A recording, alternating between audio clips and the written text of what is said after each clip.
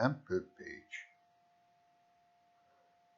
but it would be one of little interest to us. While Turkish literature remains so generally unknown in Western Europe, even through the medium of translations.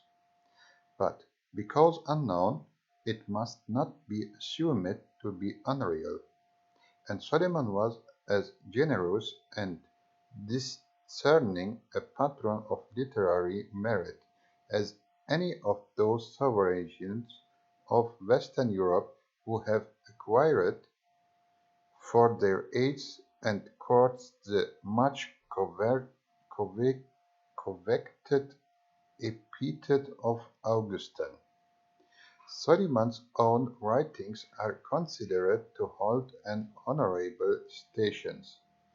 though not among the highest in his nation's literature. His poems are said to be dignified in sentiment and correct in expression, and his journals in which he noted the chief events of each day during his campaigns are highly serviceable to the investigator of history. They prove the Sultan's possession of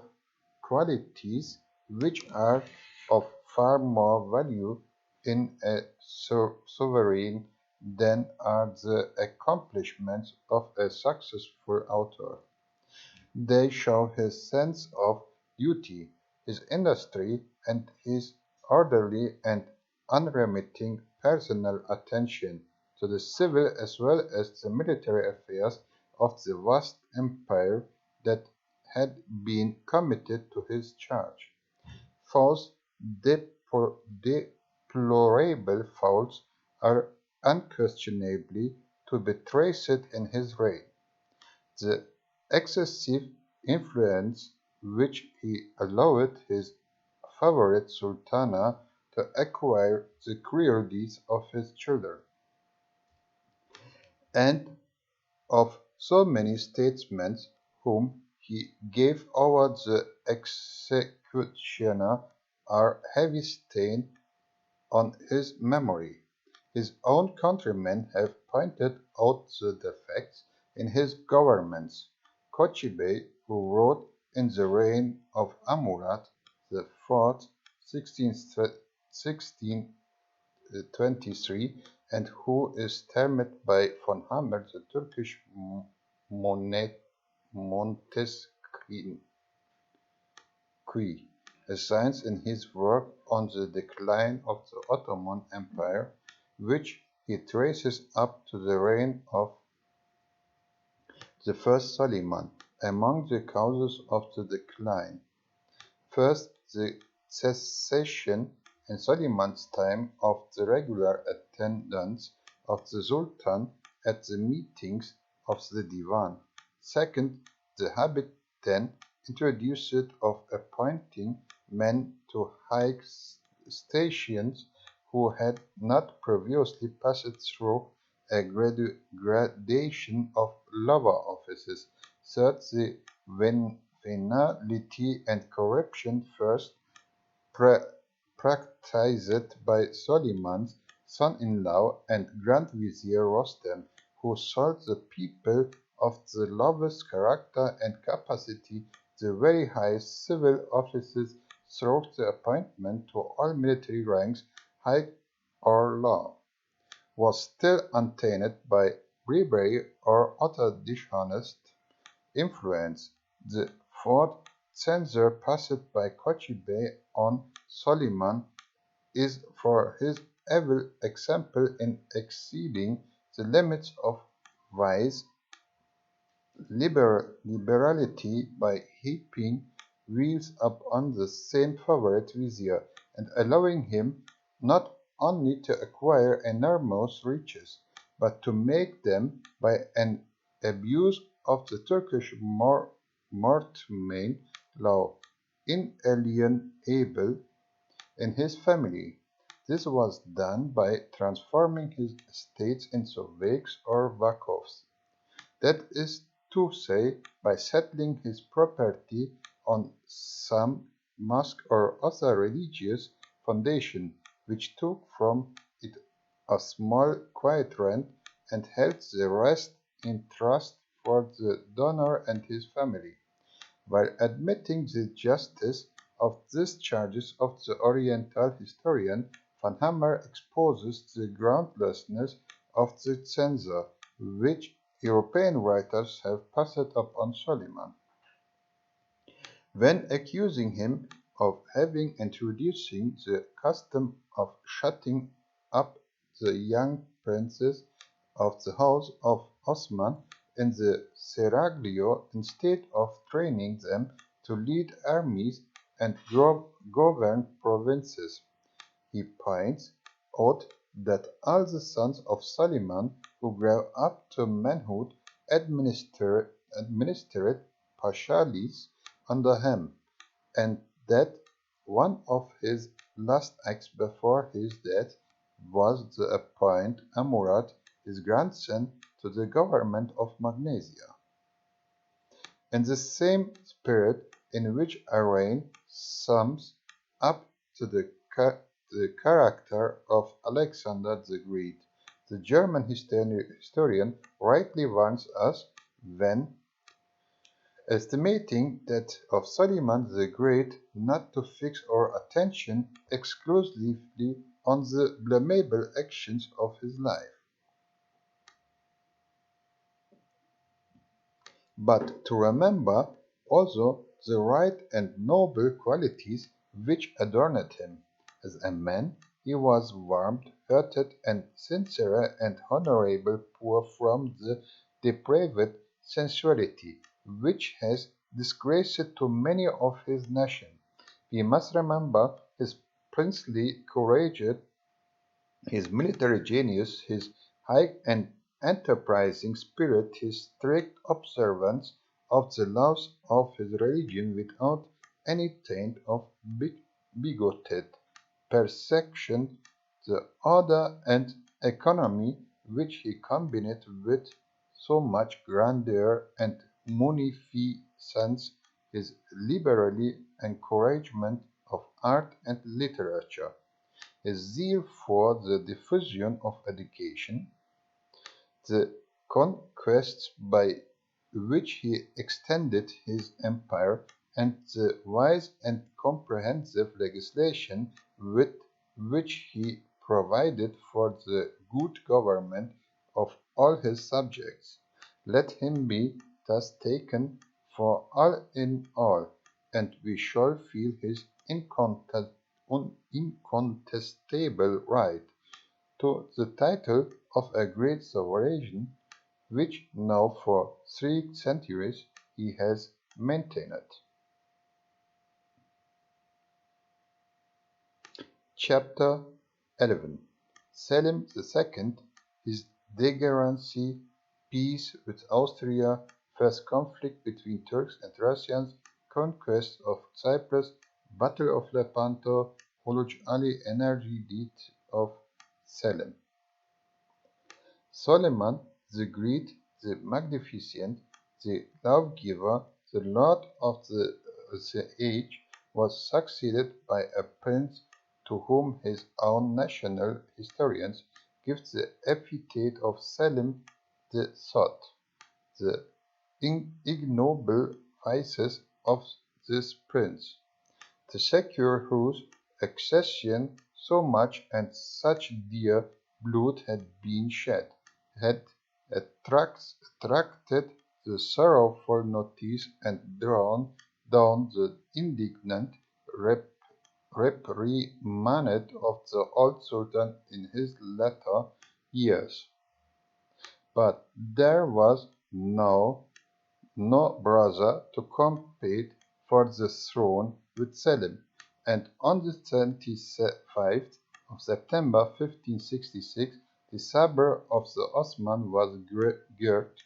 for the first time on a sovereign who shrank from leading in person to armies of Islam, and was in law debauchery the horse which his predecessors had consecrated to the duties of the state.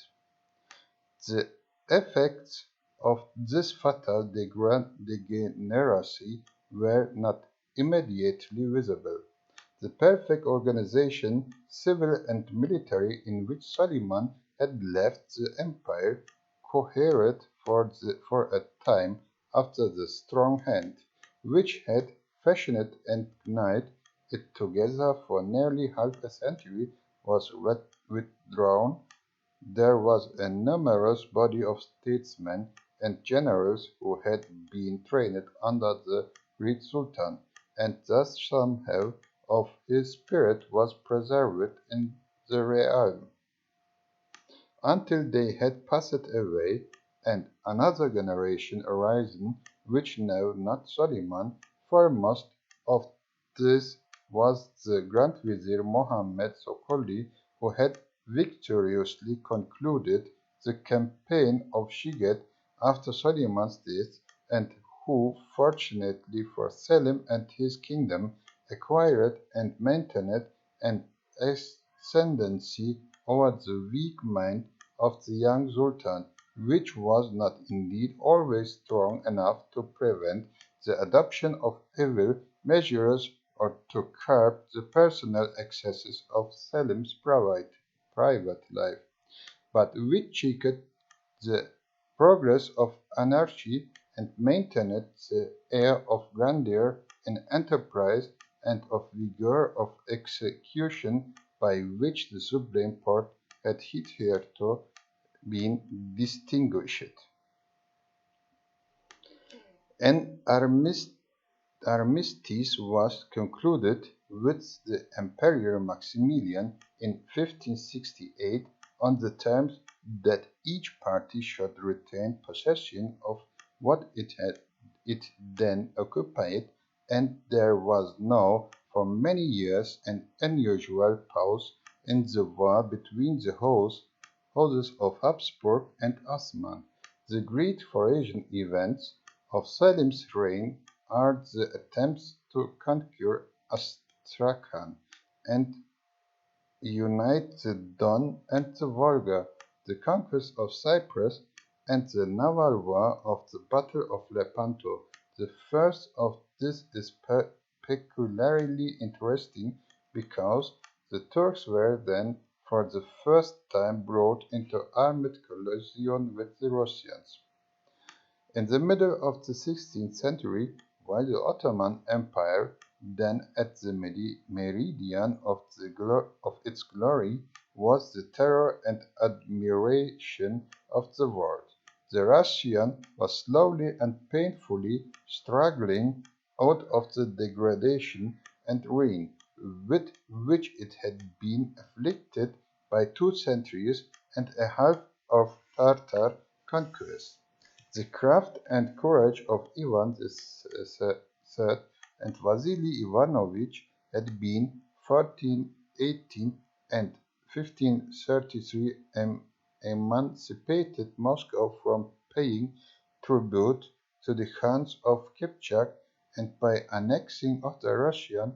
principalities to that of Muscovy, these princes had formed an united Russia,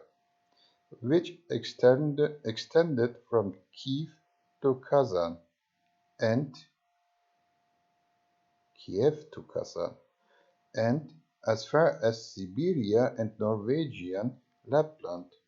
Even thus early the Grand Dukes, or as they began to style themselves, the Tsars of Muscovy, seem to have cherished ambitious projects of regaining of Constantinople. Ivan the Third sought out and married Sophia, the last princess of the Greek imperial family, from which the conquering Ottomans had wrested Byzantium. From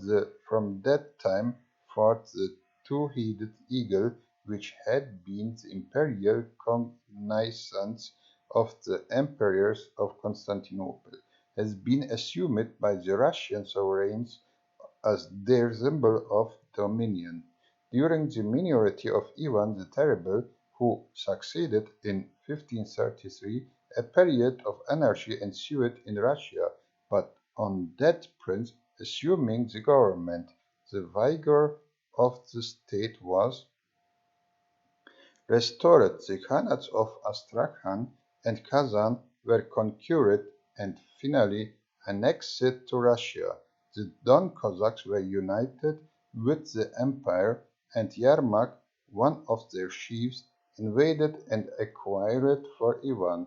the vast regions of Siberia. The extent of Russia at Ivan's accession was 37 37,000 German square miles. At his death it was 145,000, but so little was Russia then heeded or known in Western Europe that the charter given by Philip and Mary to the first company of English merchants trading thither purports to be granted upon the discovery of the said country, likening it to some region of savages which civilized men might then treat for the first time amid the American wilderness. Yet even at the period, those who watched the immense extent of the crude materials for warlike power which the Tsar of Muscovy possessed, the numbers, the rugged hardihood of his people, their implied obedience to their autocrat, their endurance of privations, and the nature of the country, so difficult for an invader, expressed their forebodings of the peril to which the independence of other states might be exposed by Muscovite ambition. If one those rude masses acquired the arms and the discipline of civilized war, it is melancholy and recognized in the fate of Poland and so many other countries the truth of the words used by Polish King Sigismund nearly 3 centuries ago, when in remonstrating with England for supplying the Tsar with military engineers and stories, he called him the Muscovite, the hereditary enemy of all free nations. The Russians, at the time of Selim's accession, had been involved in fierce and frequent wars with the Sultan's vassals, the Crim Tatars, but the Porte had taken no part in this contest. But the bold genius of the Vizier Sokollu now attempted by realization of a project which, if successful, would have buried the southern progress of Russia by firmly planting the Ottoman power on the banks of the Don and the Volga, and along the shores of the Caspian Sea. The Turkish armies in their invasions of Persia had always suffered severely during their marches along the sterile and mountainous regions of Upper Armenia and Azerbaijan. Some disputes with Persia had arisen soon after Selim's accession, which made a war with the kingdom seem probable, and Sokollu proposed to unite the rivers Don and Volga by a canal and then send a Turkish armament up the Sea of Azov and the Don thence across by the Intendant Channel to the Volga, and then down the latter river into the Caspian, from the southern shores of which see the Ottomans might strike at Tabriz, and the head of the Persian power. Those two mighty rivers, the Don and the Volga, ran towards each other, the one from the northwest, the other from the northeast, and many hundred leagues until they are written 30 miles of junction. They then diverge, and the Don, the extremos Tanyas of the ancients, pours its waters into the Sea of Azov near the city of that name. The Volga blends with the Caspian at a little distance from the city of Astrakhan, which is built in the principal branch of the delta of that river. The project of uniting them by a canal is said to have been one entertained by Secundus Nicator, one of the ablest of the successors of Alexander the Great. It was now revived by the Grand Vizier of Selim II, and so the cloud of hostility with Persia passed over, solely determined to preserve with the shame the immense commercial and political advantages of which, if completed, of the Ottoman Empire were evident to the old statesmen of Suleiman the Great. Azov already belonged to the Turks, but in order to realize the great project entertained it was necessary to occupy Astrakhan also. Accordingly, 3,000 Janissaries and 20,000 horse were sent to besiege Astrakhan, and a cooperative force of 30,000 Tatars was ordered to join them, and to aid in making the canal. 5,000 Janissaries and 3,000 pioneers were at the same time sent to Azov to commence and secure the great work at its western extremity. But the generals of Ivan the Terrible did their duty to their stern master ably in this emergency. The Russian garrison of Astrakhan sallied on its besiegers and repulsed them with considerable loss, and a Russian army, 50,000 strong under Prince Serebrinov, came suddenly on the workmen and Janissaries near Azov, and put them to headlong flight. It was upon this occasion that the first trophies won from the Turks came into Russian hands. An army of Tartars, which marched to succor the Turks, was also entirely defeated by Ivan's forces, and the Ottomans, dispirited by their losses and reserves, withdrew altogether from the enterprises. Their Tartar allies, who knew that the close neighborhood of the Turks would ensure their own entire subjection of the Sultan, eagerly promoted the distaste which the Ottomans had acquired of so-called project by enlarging on the horrors of the climate of Muscovy, and especially on the peril in which the short summer nights of those northern regions placed either the soul of the body of the true believer, as the Mahometan law requires the evening prayer to be said 2 hours after sunset, and the morning prayer to be repeated at the dawn of day. It was necessary that a Moslem should, in a night of only 3 hours long, according to the Tartars, either lose his natural rest or violate the commands of his prophet. The Turks gladly re-embarked and left the unpropitious soil, but a tempest assailed their flotilla, on its homeward voyage, and only 7,000 of their whole force ever returned to Constantinople. Russia was yet far too weak to enter on a war of retaliation with the Turks.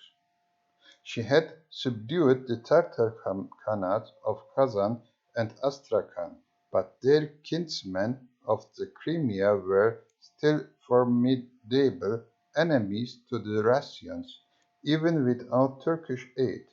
It was only 2 years after the Ottoman expedition to the Don and Volga that the Khan of the Crimea made a victorious inroad into Russia, took Moscow by storm, and sacked the city. 1571. The Tsar Ivan had in 1570 sent an ambassador named Nosolitov to Constantinople to complain of the Turkish attack in Astrakhan, and they proposed that there should be peace, friendship, and alliance between the two empires.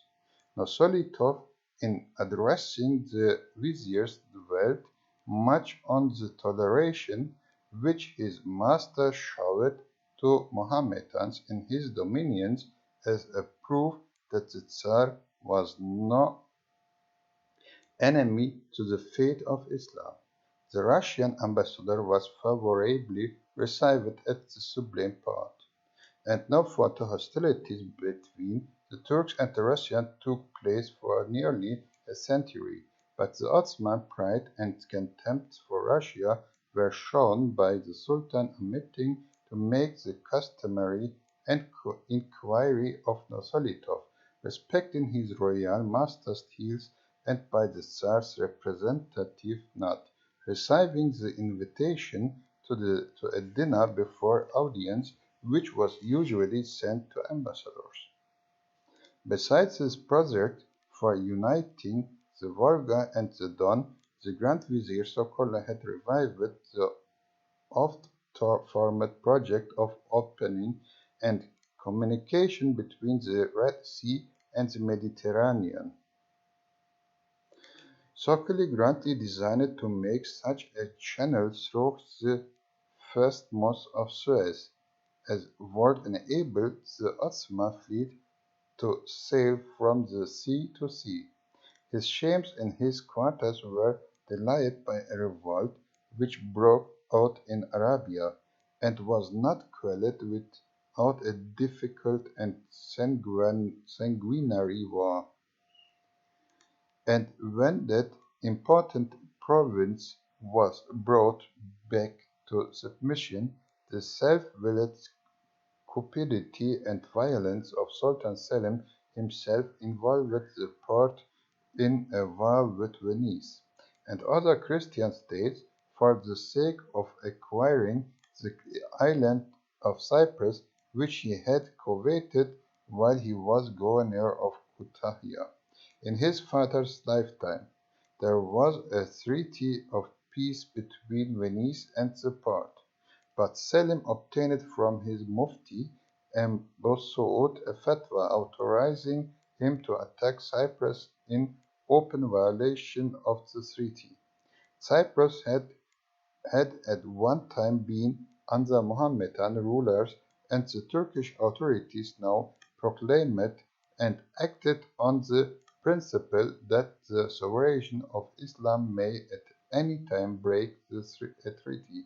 for the sake of reconquering from the misbelievers a country which has formerly belonged to the territory of Islam. The Grand Vizier Sokollu earnestly but vainly opposed the war with Venice. His influence was counteracted by that of the infamous Lala Mustafa, who had in Suleiman's reign been Selim's instrument in the foul practices by which Prince Bayezid and his family were destroyed. Lala Mustafa obtained the command of the expedition against Cyprus, and the island was subdued by the Turks. 1570 and 71, through the 50,000 of them perished to effect its conquest. The conduct of the War of Cyprus was a disgracefully treacherous and cruel on the part of the Turks as its inception had been flagrantly unjust. The Venetian commandant Bragadino, who had defended Famagosta, the chief stronghold of the island, with heroic valor of constancy, was subjected to the grossest indignities and at last fled alive. So he had surrendered on on the fate of a capitulation by which the garrison were to march out with all their arms and property, and to be transported in Turkish vessels to Candia. The charge which Lala Mustafa made against the Venetian generals of personal insolence to himself in an interview after the capitulation of cruelty to the Turkish prisoners during the siege, and of having formerly put Mohammedan pilgrims to death could, even if true, be no justification for the treacherous and inhuman treatment of which Bragadino was made the victim. But the modern German historian who narrates with just horror and indignation the crime of the Turkish commander observes that such an act was too much in the spirit of the age. Selim II was the contemporary of Charles IX and Ivan the Cruel. The massacre of the St. Bartolomeo took place not a year before the murder of Bragadino, and scarcely another year had passed away when, at the capture of the fortress of Wittgenstein in Finland, the garrison was cut in pieces by the Russians, and the commandant tied to a spear and roasted alive. If this took place in France and Finland, what was to be expected in Turkey under the government of a young prince who had been the murderer of his own brother, and who, in direct violation of the law of Mohammed, was an open drunkard and gave free scope to every vice?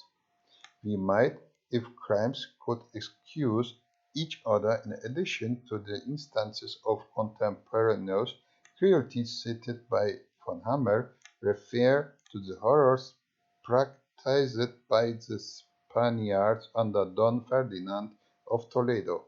at Narden in 1572, in insolent defiance of the terms of a treaty of surrender. But it is both unprofitable and revolting to enter at length on a retrospective study of comparative cruelty. Such deeds bring shame not only upon particular nations of mankind, but upon human nature in general. The fall of Cyprus, the unscrupulous violence with which it had been attacked, and the immense preparations in the Turkish seaports and arsenals now raised anxious alarm not only at Venice but all along the Christian shores of the Mediterranean. The Pope Pius V succeeded in forming a maritime league, of which the Spaniards, the Venetians, and the Knights of Malta were the principal members, and at the head of it was placed Don John of Austria, the natural son of Charles V and one of the most renowned commanders of the age.